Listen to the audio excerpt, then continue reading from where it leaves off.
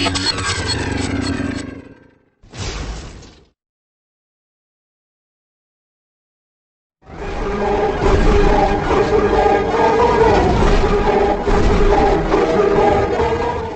श्री राम दोस्तों, आप सबका स्टोरी अनबॉक्सिंग पर स्वागत है।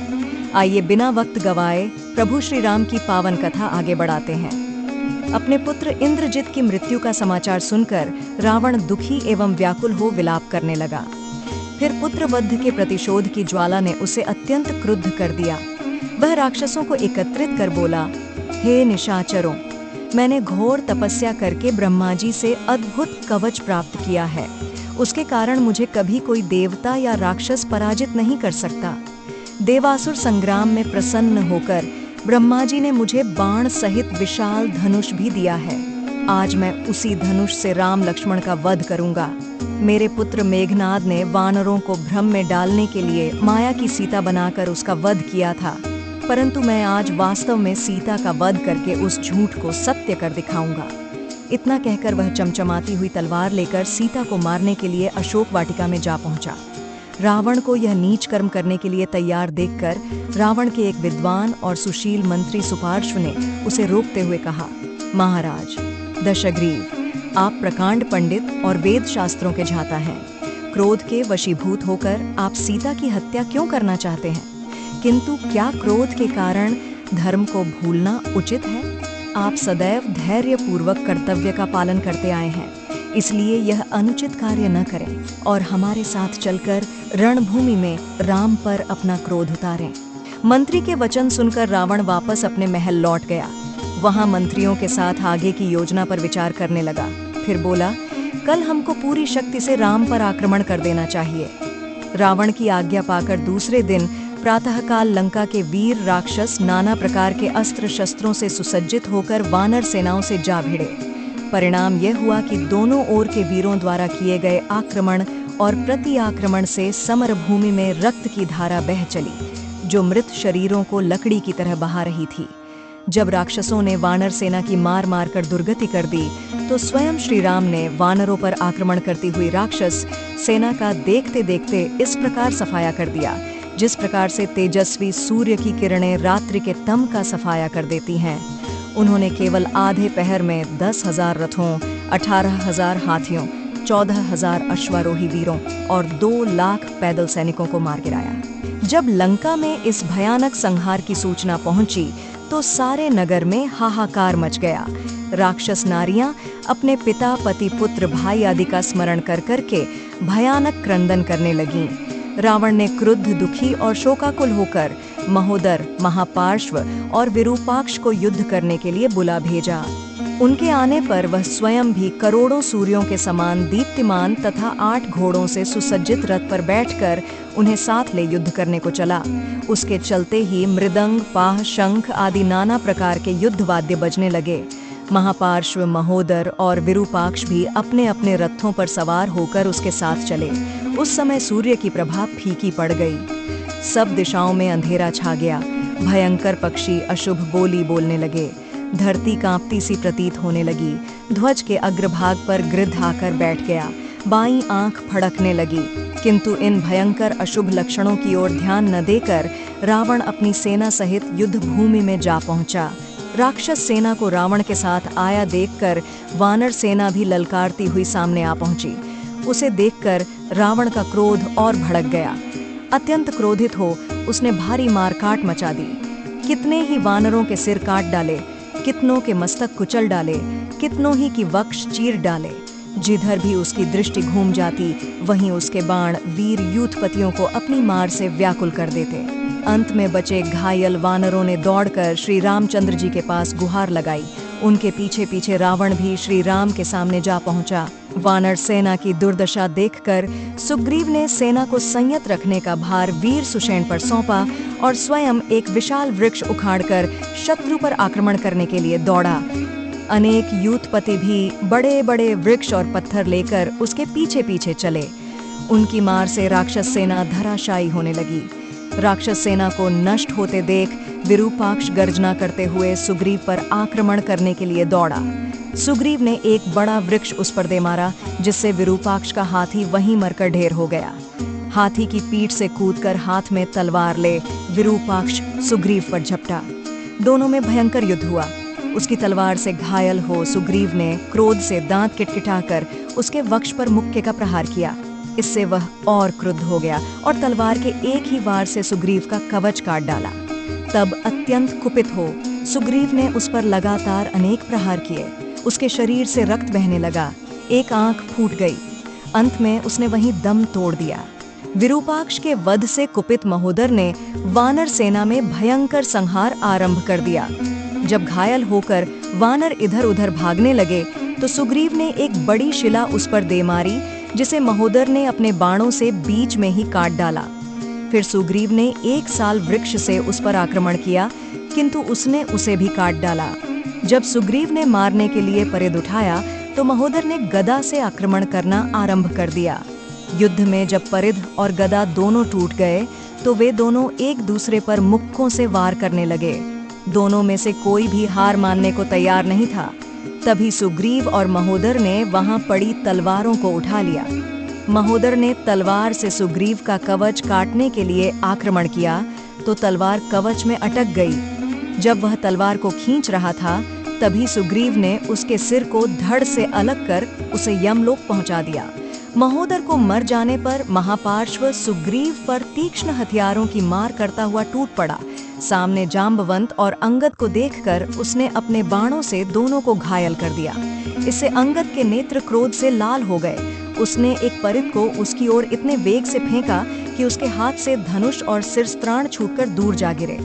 इससे क्रोधित होकर महापार्श्व ने एक तीक्ष्ण परशु अंगद पर फेंका, किंतु अंगद ने उसका वार बचाकर पूरी शक्ति से राक्षस के सीने पर घूंसा मारा। वज्र के समान घूंसा पड़ते ही उसका हृदय फट गया और वह वहीं मरकर धराशायी हो गया। इधर जब रावण ने अपने तीनों पराक्रमी वीरों की मृत्यु का समाचार सुना तो उसने अपने तामस नामक अस्त्र से वानरों को भस्म करना आरंभ कर दिया।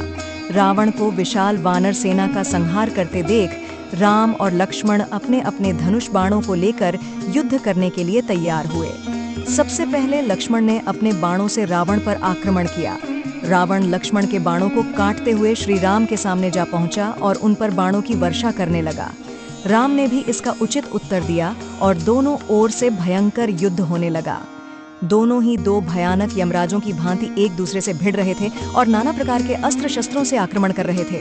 रावण ने सिंह, बाघ, कंक, चक्रवाक, गीध, बाज, मगर, विषधर जैसे मुख वाले बाणों की वर्षा की तो श्री राम ने अग्नि, सूर्य, चंद्र, धूमकेतु, उल्का तथा विद्युत प्रभा के समान बाणों से आक्रमण किया। दोनों ही वीर उन अस्त्रों का निवारण कर नया आक्रमण कर देते थे। कुपित रावण ने 10 बाण एक साथ छोड़कर रघुनाथ जी को घायल कर दिया। उसकी चिंता न करते हुए उन्होंने भी रावण को बुरी तरह से घायल कर दिया। इस भयंकर युद्ध में लक्ष्मण ने रावण की ध्वजा काटकर उसके सारथी का वध कर डाला और रावण के धनुष को काट डाला। साथ ही विभीषण ने भी अपनी गदा से रावण के रथ के घोड़ों को मार डाला। विभीषण के इस कृत्य से रावण को इतना क्रोध आया कि उसने विभीषण पर एक प्रज्वलित शक्ति चलाई, किंतु विभीषण के पास आने के पहले ही लक्ष्मण ने उस शक्ति को अपने बाणों से नष्ट कर दिया। इस पर अत्यंत क्रोधित होकर रावण ने विभीषण पर ऐसी अमोघ शक्ति चलाई जिसका वेग काल भी न सह सकता था। विभीषण के प्राण संकट में देख लक्ष्मण स्वयं आगे बढ़कर शक्ति के सामने खड़े हो गए। वज्र और अश्नि के समान गड़गड़ाहट उत्पन्न करने वाली तथा विषधर सर्प के समान वह भयंकर महातेजस्वी शक्ति लक्ष्मण को आकर लगी। उस नागराज वासुकी की जिह्वा के समान दे दीप्यमान शक्ति ने लक्ष्मण के वक्ष को विदीर्ण कर दिया और वे रक्त से लथपथ होकर मूर्छित हो पृथ्वी पर गिर पड़े। वानरों ने उस शक्ति को लक्ष्मण के शरीर में से निकालने का भरसक प्रयत्न किया, किंतु सफल न हो सके। अंत में श्री राम ने पूरी शक्ति लगाकर दोनों हाथों से खींचकर उसे बाहर निकाला और तोड़कर भूमि पर फेंक दिया। जब तक राम शक्ति को खींचकर निकालते रहे, रावण निरंतर बाणों की वर्षा करके उन्हें घायल करता रहा। शक्ति निकालकर उन्होंने शीघ्र ही रावण को मार डालने की प्रतिज्ञा की। फिर वे रावण के साथ भयानक युद्ध करने लगे। जब रावण उनके बाणों को न सह सका तो वह घायल होकर रणभूमि से भाग गया। श्री राम लक्ष्मण के पास बैठकर नाना प्रकार से विलाप करने लगे। उनके विलाप से दुखी सारी वानर सेना रोने लगी। तभी सुषेण ने कहा, हे वीर शिरोमणि, आप दुखी न हो, ये जीवित हैं, इनकी हृदय गति चल रही है। फिर हनुमान से कहा, तुम शीघ्र ही महोदय द्रोणगिरि पर्वत पर जाकर विशल्यकर्णी, सावण्यकर्णी, संजीवकर्णी तथा संघानी नामक औषधियां ले आओ। उनसे लक्ष्मण के प्राणों की रक्षा हो सकेगी। सुषेण के निर्देशानुसार हनुमान तत्काल महोदयगिरी पर जा पहुंचे, परंतु इन औषधियों की पहचान न होने के कारण उस शिखर को ही उखाड़ लाए, जिस पर अनेक प्रकार की औषधियों के वृक्ष उग रहे थे। सुषेण ने इनमें से औषधियों को पहचान कर उनको कूट पीस कर लक्ष्मण को सूंघाया। इससे वे थोड़ी ही देर में स्वस्थ होकर उठ खड़े हुए। उधर रावण रथारूढ़ हो फिर युद्ध करने के लिए लौट आया। राम पृथ्वी पर खड़े होकर रथ में सवार रावण से युद्ध करने लगे तो देवराज इंद्र ने उनके पास अपना रथ भिजवाकर प्रार्थना की कि वे उस पर सवार होकर युद्ध करें। दोनों ही पराक्रमी वीर रथों पर सवार होकर भीषण युद्ध करने लगे। उनके अद्भुत रण कौशल को देखकर दिग्गज वीर भी रोमांचित होने लगे। इधर रावण ने नागास्त्र छोड़ा तो उधर श्री राम ने गुरुडास्त्र। रावण ने इंद्र के रथ की ध्वजा काट डाली और घोड़ों को घायल कर दिया। रावण के बाणों से बार बार आहत होने के कारण श्री राम अपने बाणों को प्रत्यंचा पर नहीं चढ़ा पा रहे थे। जब रावण ने उन पर शूल नामक महाभयंकर शक्ति छोड़ी तो राम ने क्रोधपूर्वक इंद्र द्वारा दी हुई शक्ति छोड़कर उस शूल को नष्ट कर दिया। फिर उन्होंने लगातार बाण वर्षा करके रावण को बुरी तरह घायल कर दिया। रावण की यह दशा देखकर उसका सारथी उसे रणभूमि से बाहर ले गया। अपने सारथी के इस कार्य से रावण को बहुत क्रोध आया और उस फटकार कर उसने रथ को पुनः रणभूमि में ले चलने आज्ञा दी। श्री राम के सम्मुख पहुंचकर वह फिर उन पर बाणों की वर्षा करने लगा।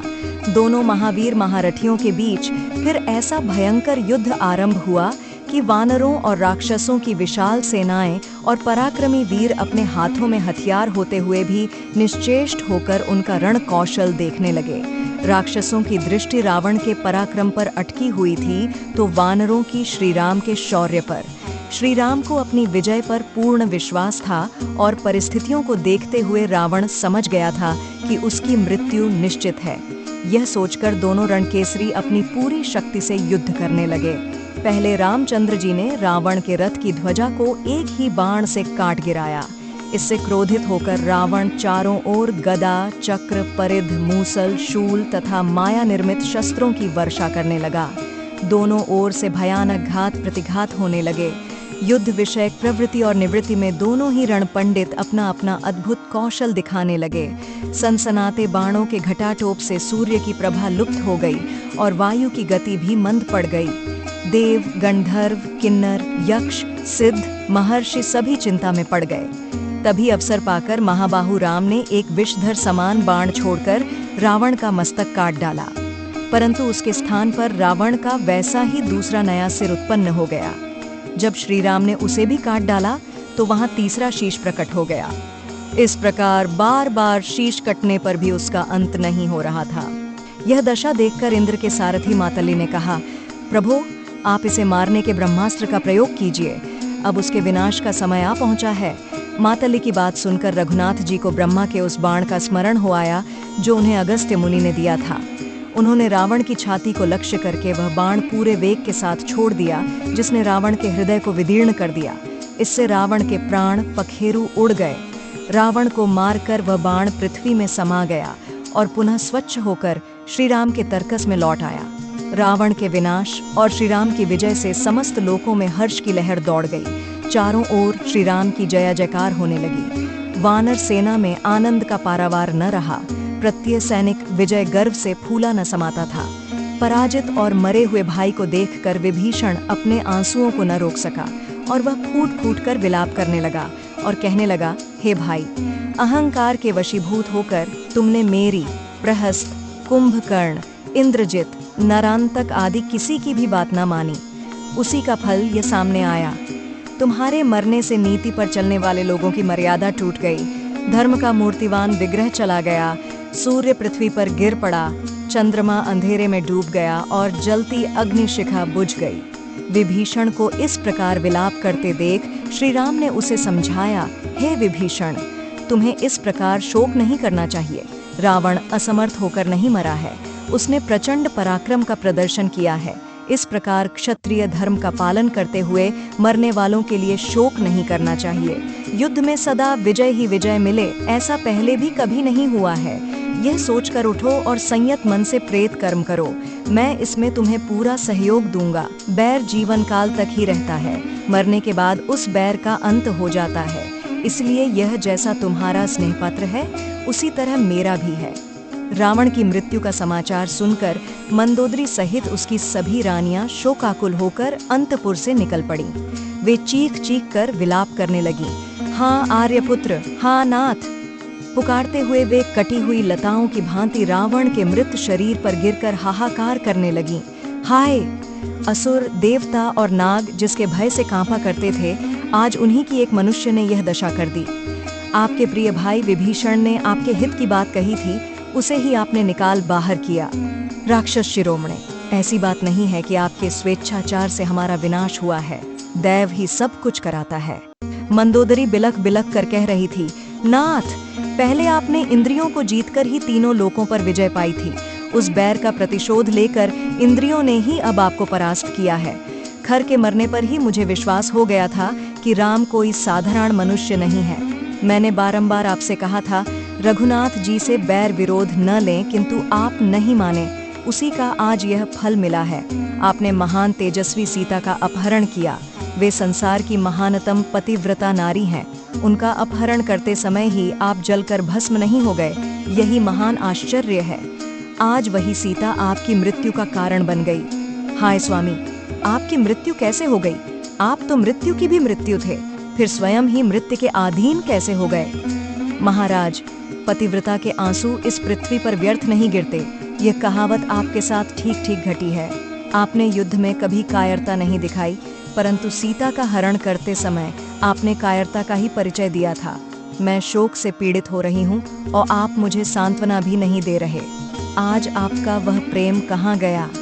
इन शोक विह्वल रानियों को देखकर श्री राम ने विभीषण से कहा, हे विभीषण, इन्हें धैर्य बंधाओ और अपने भाई का अंतिम संस्कार करो। श्री राम की आज्ञा पाकर विभीषण ने माल्यवान के साथ मिलकर दाह संस्कार की तैयारी की। शव को भली भांति सजाकर शव यात्रा निकाली गई, जिसमें नगर के समस्त लंका निवासियों और अंतपुर की सभी रानियों ने भाग लिया। वेदोक्त विधि से उसका अंतिम संस्कार किया गया। युद्ध की समाप्ति पर श्री राम ने मातली को सम्मानित करते हुए इंद्र के दिए हुए रथ को लौटा दिया। तत्पश्चात उन्होंने समस्त वानर सेना नायकों की भूरी भूरी प्रशंसा करते हुए उनका यथोचित सम्मान किया।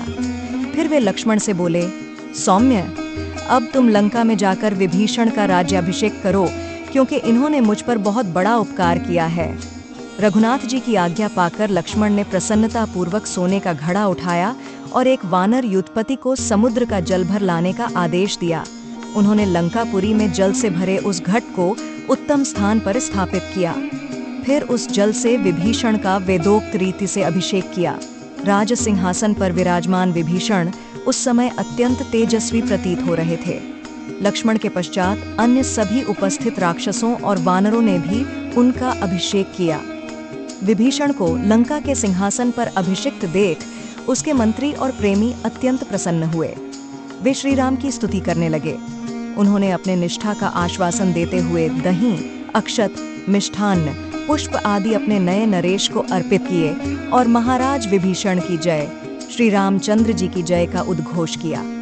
विभीषण ने सभी प्रकार की मांगलिक वस्तुएं लक्ष्मण को भेंट की और रघुनाथ जी के प्रति भक्ति प्रकट की। जब लक्ष्मण विभीषण का राज्याभिषेक कर लौट आए तो श्री रामचंद्र जी ने हनुमान से कहा, महावीर, तुम महाराज विभीषण की आज्ञा लेकर लंकापुरी में जाओ और वैदेही को यह समाचार दो कि रावण युद्ध में मारा गया है और वे लौटने की तैयारी करें। रघुनाथ जी की आज्ञा पाकर हनुमान विभीषण की अनुमति ले अशोक वाटिका में पहुंचे और वैदेही को श्रद्धा पूर्वक प्रणाम करके बोले, माता, श्री रामचंद्र जी लक्ष्मण और सुग्रीव के साथ कुशल हैं। अपने शत्रु का वध करके वे अपने मनोरथ में सफल हुए। रावण अपनी सेना सहित युद्ध में मारा गया। विभीषण का राज्याभिषेक कर दिया गया है। इस प्रकार अब आप निर्भय हों। आपको यहाँ भारी कष्ट हुआ। इन निशाचरियों ने भी आपको कुछ कम कष्ट नहीं दिया है। यदि आप आज्ञा दें तो मैं मुक्कों लातों से इन सबको यमलोक पहुंचा दूं।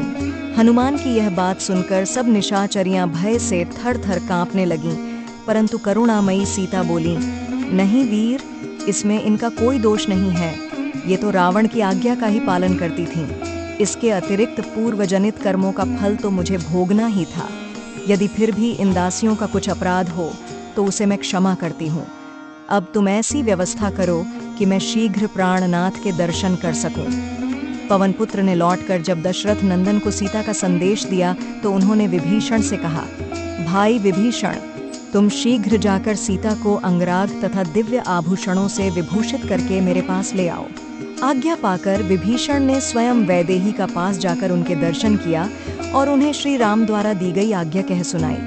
पति का संदेश पाकर सीता श्रृंगार कर पालकी पर बैठ विभीषण के साथ उस स्थान पर पहुंची जहां उनके पति का शिविर था। फिर पालकी से उतरकर पैदल ही सकुचाती हुई अपने पति के सम्मुख जाकर उपस्थित हो गईं। आगे वे थीं और उनके पीछे विभीषण। उन्होंने बड़े विस्मय, हर्ष और स्नेह से पति के मुख का दर्शन किया। उस समय उनका मुख आनंद से प्रातःकालीन कमल की भांति खिल उठा। अपने समक्ष सीता को विनय पूर्वक नतमस्तक खड़ा देख रामचंद्र जी बोले, भद्रे, रावण से तुम्हें मुक्त करके मैंने स्वयं के ऊपर लगे कलंक को धो डाला है। शत्रुजनित अपमान और शत्रु दोनों को ही एक साथ मैंने नष्ट कर डाला है। इस समय अपनी प्रतिज्ञा को पूरी करके मैं उसके भार से मुक्त हो गया हूँ। युद्ध का यह परिश्रम मैंने तुम्हें पाने के लिए नहीं किया है, बल्कि वह केवल सदाचार की रक्षा और फैले हुए अपवाद का निराकरण करने के लिए किया गया है। तुम्हारे चरित्र में संदेह का अवसर उपस्थित है, इसलिए आज तुम मुझे अत्यंत अप्रिय जान पड़ रही हो। अतः हे जनक कुमारी, मैं तुम्हें अनुमति प्रदान करता हूँ कि तुम्हारी जहाँ इच्छा हो चली जाओ। रावण तुम्हें अपनी गोद में उठाकर ले गया और तुम पर अपनी दूषित दृष्टि डाल चुका है। ऐसी दशा में मैं फिर तुम्हें कैसे ग्रहण कर सकता हूँ? मेरा यह निश्चित विचार है। अपने पति के ये वचन सुनकर सीता के नेत्रों से अश्रुधारा बह चली। वह बोली, वीर, आप ऐसी अनुचित कर्णकटु बातें सुना रहे हैं जो निम्न श्रेणी का पुरुष भी अपनी निम्न कोटि की स्त्री से कहते समय संकोच करता है। आज आप मुझ पर ही नहीं, समुचित स्त्री जाति के चरित्र पर संदेह कर रहे हैं। रावण के शरीर से जो मेरे शरीर का स्पर्श हुआ है उसमें मेरी विवशता ही कारण थी, मेरी इच्छा नहीं। जब आपने मेरी खोज लेने के लिए लंका में हनुमान को भेजा था, उसी समय आपने मुझे क्यों नहीं त्याग दिया? इतना कहते कहते सीता का कंठ अवरुद्ध हो गया। फिर वे लक्ष्मण से बोलीं, सुमित्रा नंदन, मेरे लिए चिता तैयार कर दो। मैं मिथ्या कलंक से कलंकित होकर जीवित नहीं रहना चाहती। मेरे स्वामी ने भरी सभा में मेरा परित्याग किया है, इसलिए अग्नि प्रवेश ही मेरे लिए उचित मार्ग है। लक्ष्मण ने दुखी होकर श्री राम की ओर देखा और उनका स्पष्ट संकेत पाकर उन्होंने चिता तैयार की। श्री राम की प्रलयकारी मुख मुद्रा देखकर कोई भी उन्हें समझाने का साहस न कर सका। सीता ने चिता की परिक्रमा करके और राम, देवताओं तथा ब्राह्मणों को प्रणाम करके यह कहते हुए चिता में प्रवेश किया, यदि मेरा हृदय कभी एक क्षण के लिए भी श्री रघुनाथ जी से दूर न हुआ हो तो संपूर्ण संसार के साक्षी अग्निदेव मेरी रक्षा करें। वैदेही को अग्नि में प्रवेश करते देख सभी उपस्थित वानर और राक्षस हाहाकार करने लगे। तभी ब्रह्मा, शिव, इंद्र, वरुण सहित अन्य देवताओं ने श्री राम के पास आकर कहा, श्री राम, आप ज्ञानियों में श्रेष्ठ हैं, फिर इस समय आग में घिरी हुई सीता के उपेक्षा कैसे कर रहे हैं? आज आप यह साधारण अज्ञानी मनुष्यों जैसा आचरण क्यों कर रहे हैं? इसी समय मूर्तिमान अग्निदेव वैदेही सीता को चिता में से लेकर उठ खड़े हुए। उस समय सीता जी प्रातःकालीन सूर्य की भांति कांति युक्त प्रतीत हो रही थीं। अग्नि ने रघुनाथ जी को सीता को सौंपते हुए कहा, श्री राम, आपकी पत्नी सीता परम पतिव्रता है, इसमें कोई पाप या दोष नहीं है, इसे स्वीकार करें। अग्निदेव के वचन सुनकर श्री राम ने प्रसन्नता पूर्वक सीता को स्वीकार करते हुए कहा, मैं जानता हूँ सीता बिल्कुल पवित्र है। लोगों को इनकी पवित्रता का विश्वास दिलाने के लिए मुझे यह परीक्षा लेनी पड़ी। आप सब लोग मेरे हितैषी हैं, इसीलिए कष्ट उठाकर इस समय यहाँ पधारे हैं। राम के वचन सुनकर महादेव जी बोले, श्री राम, दुष्ट दलन का कार्य संपन्न हुआ। अब आपको शीघ्र अयोध्या लौटकर माताओं, भरत, पुरवासियों आदि की व्याकुल प्रतीक्षा की घड़ियों को समाप्त करना चाहिए। देखो, सामने आपके पिता दशरथ जी विमान में विराजमान हैं। महादेव जी की यह बात सुनकर लक्ष्मण सहित रामचंद्र जी ने विमान में अपने पिता को बैठा देखकर उन्हें सादर प्रणाम किया। महाराज दशरथ ने उन्हें आशीर्वाद देकर स्वर्ग को प्रस्थान किया। दशरथ के विदा होने पर देवराज इंद्र ने कहा, हे रघुनाथ, तुमने राक्षसों का संहार करके आज देवताओं को निर्भय कर दिया, इसलिए मैं तुमसे बहुत प्रसन्न हूँ। तुम जो चाहो वरदान मुझसे मांग लो। इंद्र को प्रसन्न देख श्री राम बोले, हे देवराज, यदि आप मुझ पर प्रसन्न हैं तो मेरी प्रार्थना है कि मेरे लिए पराक्रम करते हुए वानरादि जो वीर यमलोक को चले गए हैं उन्हें नव जीवन प्रदान कर पुनः जीवित कर दें और वे पूर्णतया स्वस्थ होकर मुझसे मिलें। इंद्र ने प्रसन्नतापूर्वक श्री राम की इच्छा पूरी कर दी। एक रात्रि विश्राम करने के पश्चात श्री रामचंद्र जी ने विभीषण को बुलाकर कहा, हे लंकेश, मेरा वनवास का समय पूरा होने को है। अब मेरा मन भरत से मिलने के लिए उद्विग्न हो रहा है। वे मुझे स्मरण करके दुखी हो रहे होंगे, इसलिए तुम ऐसा प्रबंध करो कि हम शीघ्रातिशीघ्र अयोध्या पहुंच जाएं। ये सुनकर विभीषण ने कहा, हे प्रभु, आप चिंता न करें, मैं एक ही दिन में आपको अयोध्यापुरी पहुंचा दूंगा। वैसे मेरी इच्छा यह थी कि आप कुछ दिन यहाँ रुककर मेरा आतिथ्य स्वीकार करते। जब श्री रामचंद्र जी ने वहां ठहरने में अपनी असमर्थता दिखाई तो विभीषण ने तत्काल पुष्पक विमान मंगाया, जो स्वर्ण से बना हुआ और नाना प्रकार के रत्नों से सुसज्जित था। रामचंद्र जी सब वानरों का उनके द्वारा की गई सहायता के लिए आभार प्रकट करके सीता और लक्ष्मण के साथ विमान पर सवार हुए। सुग्रीव सहित सब वानरों और विभीषण ने भी उनके साथ अयोध्या चलने का आग्रह किया, तो उन्होंने कृपा करके सबको उसी विमान पर अपने साथ ले लिया। विमान आकाश में उड़ने लगा। रामचंद्र सीता को लंका, सागर, सुवर्णमय पर्वत, हिरण्यनाभ, सेतुबंध, किष्किंधा नगरी को दिखाकर उनका महत्व बताने लगे। बीच बीच में सीताहरण के पश्चात की घटनाओं का भी विशद वर्णन करते जाते थे। जब विमान किष्किंधा नगरी पहुंचा तो वैदेही ने सुग्रीव की भार्या तारा आदि को भी अपने साथ अयोध्या ले चलने का आग्रह किया। रघुनाथ जी ने विमान को वहां रुकवाकर सुग्रीव तथा अन्य यूथपतियों से कहा कि वे शीघ्र अपने अपने परिजनों को जो अयोध्या चलने के लिए उत्सुक हों जाकर ले आएं। श्री राम की आज्ञा पाते ही वे सब अपने परिजनों को बुला लाए। फिर विमान अपने गंतव्य की ओर चल पड़ा। विमान चलते ही रामचंद्र ने सीता को ऋष्यमूक पर्वत दिखाया, जहां उन्होंने सुग्रीव से भेंट की थी। फिर उन्होंने शबरी की कथा सुनाते हुए पंपा दिखाया, जटायु के मरने का स्थान, महात्मा सुतीक्ष्ण तथा शरभंग के आश्रम, शृंगवेपुर आदि दिखाते हुए भरद्वाज मुनि के आश्रम पर पहुंचे। वहां उन्होंने विमान उतारा। भरद्वाज मुनि के आश्रम में पहुंचकर उन्होंने मुनि को सादर प्रणाम किया और कुशल क्षेम के पश्चात अयोध्यापुरी, भरत तथा माताओं के विषय में सूचनाएं प्राप्त कीं। फिर उन्होंने हनुमान से कहा, वानर राज, मैं चाहता हूं कि मेरे अयोध्या पहुंचने से पहले तुम अयोध्या जाकर पता लगाओ कि राजभवन में सब कुशल से तो हैं। तुम श्रृंगवेरपुर पहुंचकर वनवासी निषाद राज से भी भेंट करो, उनसे तुम्हें अयोध्या का मार्ग भी ज्ञात हो जाएगा। भरत से मिलकर उन्हें हमारा कुशल समाचार देना और यहाँ हुई समस्त घटनाओं से उन्हें अवगत कराना। उन्हें यह भी बता देना कि हम लोग सफल मनोरथ होकर राक्षस राज विभीषण, वानर राज सुग्रीव तथा अन्य मित्रों के साथ प्रयागराज तक आ पहुँचे हैं। साथ ही भरत की मुख मुद्रा का भी सूक्ष्म अध्ययन करना। यदि उन्हें हमारा आगमन अरुचिकर प्रतीत हो तो मुझे सूचित करना। ऐसी दशा में हम अयोध्या से दूर रहकर तपस्वी जीवन व्यतीत करेंगे। तुम शीघ्र जाकर उन्हें सब बातों की सूचना दो। प्रभु की आज्ञा पाकर हनुमान मनुष्य का रूप धारण कर तीव्र गति से अयोध्या की ओर चल पड़े। पहले वे गंगा और यमुना के संगम को पार कर श्रृंगवेरपुर पहुंचे और वहीं निषादराज गुह से मिले। उन्हें श्री राम का कुशल समाचार देकर वे परशुराम तीर्थ, वालुकिनी नदी, वरुथी, गोमती आदि नदियों को पार करते हुए नंदीग्राम जा पहुंचे। अयोध्या से 1 कोस की दूरी पर उन्होंने चीर वस्त्र और काला मृग चर्म धारण किए हुए दुर्बल भरत को देखा।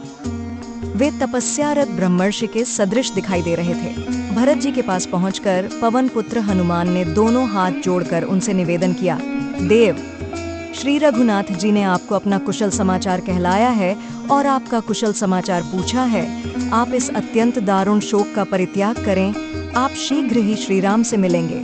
यह शुभ समाचार सुनकर भरत का हृदय हर्ष से भर उठा।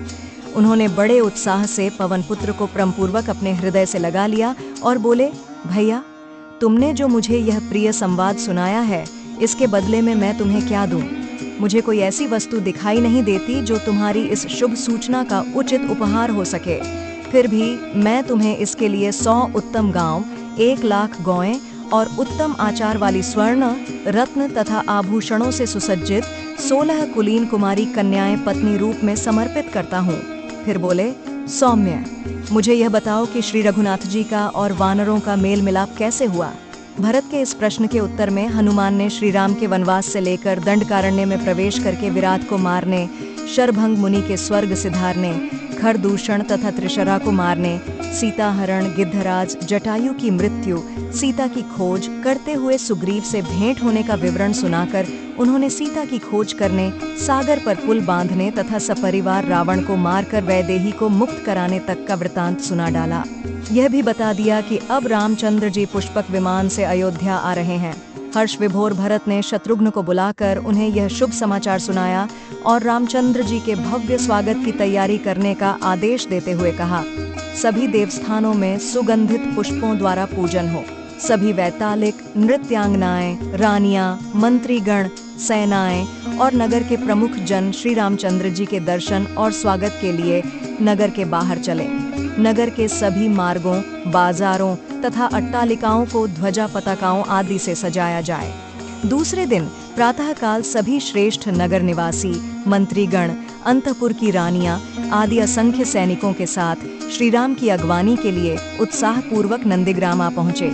कौसल्या, सुमित्रा, कैकेयी आदि महारानियां अंतपुरवासी रानियों का नेतृत्व कर रही थीं। सभी के हाथों में रंग बिरंगी पुष्पमालाएं थीं। चीर वस्त्र और कृष्ण मृग चर्म धारण किए भरत मंत्रियों एवं पुरोहितों से घिरे हुए सिर पर चरण पादुकाएं धरे प्रतीक्षा कर रहे थे। तभी दूर से दिव्य पुष्पक विमान आता दिखाई दिया। समस्त उपस्थित पुरवासियों के मन में हर्ष की लहर दौड़ गई और वे रामचंद्र जी का जय जयकार करने लगे। भरत ने आगे बढ़कर अर्घ्य पाद्य आदि से श्री राम का पूजन किया और उनके चरणों में साष्टांग प्रणाम किया। रामचंद्र जी ने आगे बढ़कर उन्हें अपने हृदय से लगा लिया। फिर भरत ने वैदेही के चरण स्पर्श करके लक्ष्मण को अपने हृदय से लगा लिया। इसके पश्चात वे विभीषण, सुग्रीव तथा अन्य वानर वीरों से बड़े प्रेम से मिले। फिर शत्रुघ्न भी सबसे उसी प्रकार मिले जिस प्रकार भरत मिले थे। श्री राम ने तीनों माताओं का पास जाकर बारी बारी से सबके चरण स्पर्श किए। उनका आशीर्वाद ग्रहण करके उन्होंने गुरु वशिष्ठ के पास जाकर उन्हें प्रणाम किया।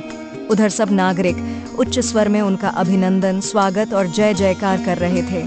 फिर भरत ने चरण पादुकाएं रामचंद्र को पहनाते हुए कहा, प्रभो, मेरे पास धरोहर के रूप में रखा हुआ आपका यह सारा राज्य मैंने आज आपके चरणों में लौटा दिया है। आज मेरा जन्म सफल हो गया। आपके प्रताप से राज्य का कोष, सेना आदि सब पहले से 10 गुना हो गया है। भरत की बात सुनकर विभीषण तथा समस्त वानरों के नेत्रों से अश्रुधारा बह चली। विमान को कुबेर के पास लौट जाने का आदेश देकर रामचंद्र जी गुरुवर वशिष्ठ जी के पास आकर बैठ गए। भरत ने विनयपूर्वक श्री राम से कहा, रघुनंदन, अब सबकी यह इच्छा है कि सब लोग आपका शीघ्र से शीघ्र राज्याभिषेक देखें। जब तक नक्षत्र मंडल घूमता रहे और जब तक यह पृथ्वी स्थित है, तब तक आप इस संसार के स्वामी बने रहें। अब आप इस वनवासी के वेश का परित्याग कर राजसी वेश धारण करें। भरत के प्रेम भरे शब्द सुनकर रघुनाथ जी ने तथास्तु कहा और तत्काल राज्याभिषेक की तैयारियां होने लगीं। सीता, लक्ष्मण, भरत, शत्रुघ्न, समस्त रानियां, विभीषण, सुग्रीव तथा अन्य वानरों ने भी सुंदर वस्त्राभूषण धारण किए। राजसी वेश धारण कर रामचंद्र जी नगर की ओर चले। भरत सारथी बनकर उनका रथ चला रहे थे। शत्रुघ्न ने छत्र लगा रखा था। लक्ष्मण रामचंद्र जी के मस्तक पर छंबर डुला रहे थे। एक ओर लक्ष्मण और दूसरी ओर विभीषण खड़े थे। उन्होंने श्वेत चंबर हाथ में ले रखे थे। वानर राज सुग्रीव शत्रुंजय नामक गज पर सवार थे। समस्त नगरवासियों ने जय जयकार किया और श्रेष्ठियों ने आगे बढ़कर उन्हें बधाई दी। फिर पुरवासी उनके पीछे पीछे चलने लगे। श्री राम के अभिषेक के लिए चारों समुद्रों और समस्त पवित्र सरिताओं का जल मंगवाया गया। वशिष्ठ जी ने सीता सहित श्री राम को रत्न जटित चौकी पर बिठाया।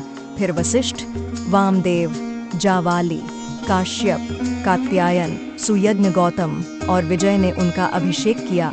फिर अन्य मंत्रियों, सेनापतियों, श्रेष्ठियों आदि ने उनका अभिषेक किया।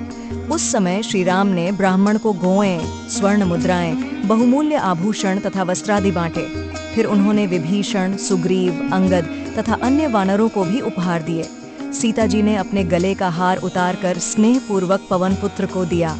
फिर सभी वानरादि विदा होकर अपने अपने स्थानों को चले गए।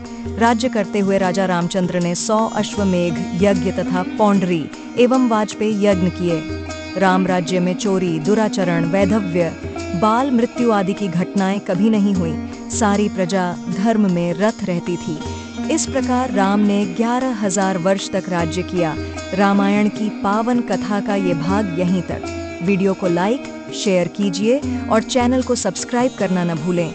कथा के अगले भाग के लिए मिलते हैं अगली वीडियो में। तब तक के लिए हंसते रहिए, मुस्कुराते रहिए। जय श्री राम, जय श्री राम।